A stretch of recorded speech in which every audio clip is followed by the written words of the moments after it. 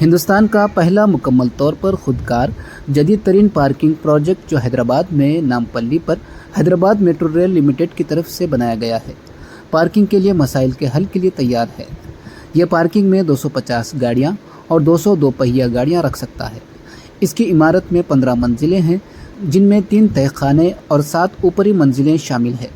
इसी तरह कुल 10 मखसूस पार्किंग के लिए मुख्तस मंजिलें हैं।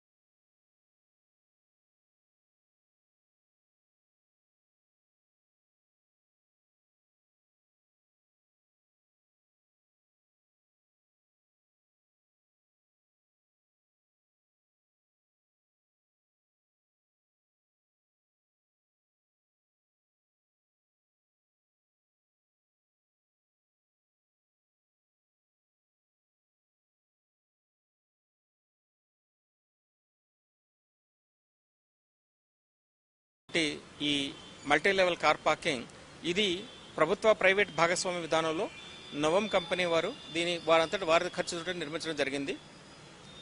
దాదాపు 100 కోట్లు ఖర్చు పెట్టి ఈ ప్రాజెక్ట్ని వారు చేయడం జరిగింది. ఇది భారతదేశ చరిత్రలో ప్రప్రథమంగా ఇంత హైలీ సొఫిస్టికేటెడ్ కార్ పార్కింగ్ అన్నమాట. ఇక్కడ అసలు హ్యూమన్ ఇంటర్వెన్షన్ అనేది ఉండదు. ఎవరు కూడా మనుషులు కార్ని పార్క్ చేయటం, ఆ కార్ని మళ్ళీ డిజిగ్నేటెడ్ ప్లేస్కి తీసుకెళ్ళడం అనేది ఉండదు. ఇది భారతదేశంలో ప్రప్రథమంగా ఇట్లా జరిగింది.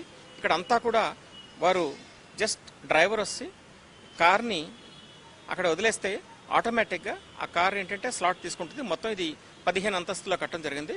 అందులో 10 అంతస్తులు దీనికి పార్కింగ్ కోసం కొన్ని క్రింద కొన్ని పైన కేటాయించడం జరిగింది.